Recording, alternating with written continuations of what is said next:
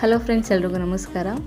ನೋಡಿ, government of ಇಂಡಿಯಾದಲ್ಲಿ intelligence ಬ್ಯೂರೋಗೆ ಸಂಬಂಧಪಟ್ಟಂತೆ ಇಲ್ಲಿ ಜೂನಿಯರ್ ಇಂಟೆಲಿಜೆನ್ಸ್ ಆಫೀಸರ್ ಹುದ್ದೆಯಲ್ಲಿ ಕಾಲ್ಫಾರ್ಮ್ ಮಾಡಿದ್ದಾರೆ. ಓಕೆ, ಮೊದಲನೇದಾಗಿ ನಾವು ಇವರೊಂದು ವೇತನ ಶ್ರೇಣಿನ ನೋಡೋದಾದರೆ, ಇವರೊಂದು ಬೇಸಿಕ್ ಸ್ಯಾಲರಿ ಬಂದು ತಿಂಗಳಿಗೆ 25,500ರಿಂದ 81,100 ತನಕ ಇವರೊಂದು ಮಂತ್ಲಿ ಸ್ಯಾಲ್ರಿ ಇರುತ್ತೆ. ಓಕೆ, ನಂತರ ವೇಕೆನ್ಸಿ ನೋಡೋದಾದರೆ ಟೋಟಲ್ ಆಗಿ 394 ವೇಕೆನ್ಸಿನವ್ರು ಕಾಲ್ಫಾರ್ಮ್ ಮಾಡಿದ್ದಾರೆ. ಇಲ್ಲಿ ಕ್ಯಾಟಗರಿ ವೈಸ್ ಕೂಡ ಕೊಟ್ಟಿದ್ದಾರೆ, ನೀವು ನೋಡ್ಕೊಳ್ಳಿ.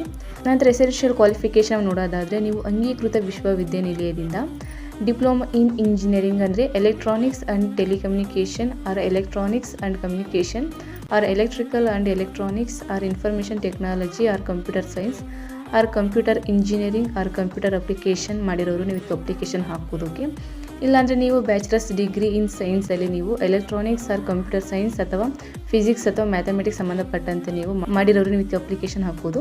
ಇಲ್ಲಾಂದರೆ BCA ಮಾಡಿರೋರು ಕೂಡ ನೀವು ಅಪ್ಲಿಕೇಶನ್ ಹಾಕ್ಬೋದು. ಅಂದರೆ ಬ್ಯಾಚುಲರ್ಸ್ ಡಿಗ್ರಿ ಇನ್ ಕಂಪ್ಯೂಟರ್ ಅಪ್ಲಿಕೇಶನಲ್ಲಿ ಪದವಿಯನ್ನು ಮಾಡಿರೋರು ಕೂಡ ನೀವು ಇದಕ್ಕೆ ಅಪ್ಲಿಕೇಶನ್ ಹಾಕೋಕ್ಕೆ ಅರ್ಹರಾಗಿರ್ತಾರೆ. ಓಕೆ, ನಂತರ ಏಜ್ ನೋಡೋದಾದರೆ ಕನಿಷ್ಠ ಅಂದರೆ 18 ವರ್ಷ ಆಗಿರಬೇಕು, ಗರಿಷ್ಠ 27 ವರ್ಷದ ಒಳಗಡೆ ಇರೋರು ನೀವು ಇದಕ್ಕೆ ಅಪ್ಲಿಕೇಶನ್ ಹಾಕ್ಬೋದು. ನಿಮಗೆ ಇಲ್ಲಿ ಏಜ್ ರಿಲ್ಯಾಕ್ಸೇಷನ್ ಕೂಡ ಇರುತ್ತೆ.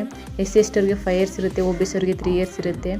ನಂತರ ಎಕ್ಸಾಮ್ ಸ್ಟ್ರಕ್ಚರ್ ಹೇಗಿರುತ್ತೆ ಅಂತ ನಾವು ನೋಡೋದಾದರೆ, ಇದು ನಿಮಗೆ ಆನ್ಲೈನ್ ಎಕ್ಸಾಮ್ ಆಗಿರುತ್ತೆ. ಆಬ್ಜೆಕ್ಟಿವ್ ಟೈಪ್ಸಲ್ಲಿ MCQ ಕ್ವಶನ್ ಪೇಪರ್ ಆಗಿರುತ್ತೆ. ಓಕೆ, ಇಲ್ಲಿ ನಿಮಗೆ 100 ಕ್ವಶನ್ಸ್ ಇರುತ್ತೆ. ಇಲ್ಲಿ ನಿಮಗೆ ಜನರಲ್ ಮೆಂಟಲ್ ಎಬಿಲಿಟಿ ಸಂಬಂಧಪಟ್ಟಂತೆ 25% ಅಷ್ಟು ನಿಮಗೆ ಕ್ವಶನ್ಸ್ ಇರುತ್ತೆ. ನಿಮ್ಮೊಂದು ಸಬ್ಜೆಕ್ಟ್ ಸಂಬಂಧಪಟ್ಟಂತೆ ನಿಮಗೆ 75% ಅಷ್ಟು ನಿಮಗೆ ಕ್ವಶನ್ಸ್ ಇರುತ್ತೆ. ಸೊ ಟೋಟಲ್ ಆಗಿ ನಿಮಗೆ 100 ಕ್ವಶನ್ ಇರುತ್ತೆ, 100 ಮಾರ್ಕ್ಸ್ ಇರುತ್ತೆ, 2 ಅವರ್ ನಿಮಗೆ ಟೈಮ್ ಇರುತ್ತೆ. ಓಕೆ, ನಂತರ ಸ್ಕಿಲ್ ಟೆಸ್ಟ್ ಕೂಡ ನಿಮಗೆ 30 ಮಾರ್ಕ್ಸ್ ಇರುತ್ತೆ.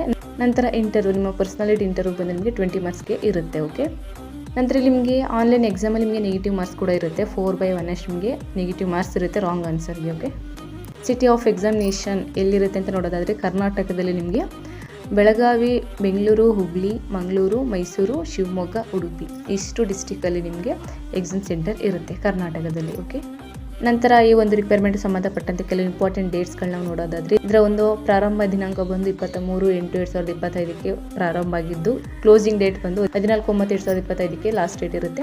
ನಂತರ ಫೀಸ್ ಪೇಮೆಂಟ್ ಕೂಡ 16/9/2025ಕ್ಕೆ ಫೀಸ್ ಪೇಮೆಂಟ್ ಲಾಸ್ಟ್ ಡೇಟ್ ಇರುತ್ತೆ. ಓಕೆ, ನೀವು ಫೀಸನ್ನು ಆಫ್ಲೈನ್ ಅಥವಾ ಆನ್ಲೈನ್ ಮೂಲಕ ನೀವು ಪೇ ಮಾಡ್ಕೋಬೋದು. ನೆಕ್ಸ್ಟ್ ನಾನು ನಿಮಗೆ ಅದನ್ನು ತಿಳಿಸ್ತಾ ಹೋಗ್ತೀನಿ. ಎಕ್ಸಾಮ್ ಫೀಸ್ ನೋಡೋದಾದರೆ, ಇಲ್ಲಿ ಎಲ್ಲ ಅಭ್ಯರ್ಥಿಗಳಿಗೆ ರಿಕ್ವೈರ್ಮೆಂಟ್ ಪ್ರೊಸೀಸಿಂಗ್ ಚಾರ್ಜಸ್ ಬಂದು ನಿಮಗೆ 550 ರೂಪಾಯಿ ಅಷ್ಟು ನಿಮಗೆ ಫೀಸ್ ಇರುತ್ತೆ.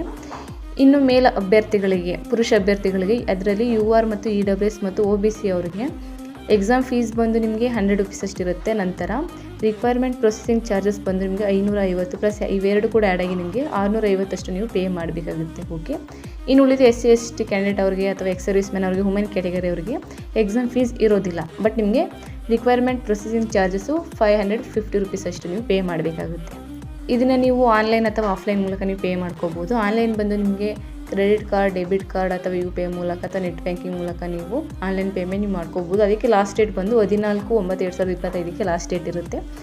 ಇನ್ನು ಆಫ್ಲೈನ್ ನೋಡೋದಾದರೆ ನೀವು ಬ್ಯಾಂಕಿಗೆ ಹೋಗಿ ಚಲನವನ್ನು ಇಸ್ಕೊಂಡು ನೀವು ಪೇ ಮಾಡಬೇಕಾಗುತ್ತೆ. ಓಕೆ, ಅದರ ಒಂದು ಲಾಸ್ಟ್ ಡೇಟ್ ಬಂದು 16/9/2025ಕ್ಕೆ ಲಾಸ್ಟ್ ಡೇಟ್ ಇರುತ್ತೆ ಆಫ್ಲೈನ್ದು. ಓಕೆ, ಸೊ ಇದಿಷ್ಟು ಇಂಟೆಲಿಜೆನ್ಸ್ ಬ್ಯೂರೋಗೆ ಸಂಬಂಧಪಟ್ಟಂತೆ ಮಾಹಿತಿ ಆಗಿರುತ್ತೆ. ನಿಮಗೆ ಇದ್ರ ಬಗ್ಗೆ ಇನ್ನೂ ಹೆಚ್ಚಿನ ಮಾಹಿತಿ ಬೇಕು ಅನ್ನೋದಾದರೆ www.mha.gov.in ಈ ಒಂದು ವೆಬ್ಸೈಟ್ಗೆ ಹೋಗಿ ನೀವು ಇದ್ರ ಬಗ್ಗೆ ಇನ್ನೂ ಹೆಚ್ಚಿನ ಮಾಹಿತಿನ ತಗೋಬೋದು. ಇಲ್ಲಾಂದರೆ ನಾನು ಈ ಒಂದು ವಿಡಿಯೋ ಡಿಸ್ಕ್ರಿಪ್ಷನಲ್ಲಿ ಲಿಂಕ್ ಕೊಟ್ಟಿರ್ತೀನಿ, ನೀವು ಲಿಂಕ್ ಕ್ಲಿಕ್ ಮಾಡಿ ನೀವು ಇದ್ರ ಬಗ್ಗೆ ಇನ್ನೂ ಹೆಚ್ಚಿನ ಮಾಹಿತಿನ ತಗೋಬೋದು, ಹಾಗೆ ಅಪ್ಲೈ ಮಾಡಿ ಅಂತ ಹೇಳ್ತಾ, ವಿಡಿಯೋ ಇಷ್ಟ ಆದಲ್ಲಿ ಲೈಕ್ ಮಾಡಿ, ಶೇರ್ ಮಾಡಿ, ಹಾಗೂ ಹೀಗೆ ಹೆಚ್ಚಿನ ಜಾಬ್ ಅಪ್ಡೇಟ್ಸ್ಗಳಿಗಾಗಿ ನಮ್ಮ ಯೂಟ್ಯೂಬ್ ಚಾನಲ್ ಸಬ್ಸ್ಕ್ರೈಬ್ ಮಾಡಿ, ಸಪೋರ್ಟ್ ಮಾಡಿ ಫ್ರೆಂಡ್ಸ್. Thank you.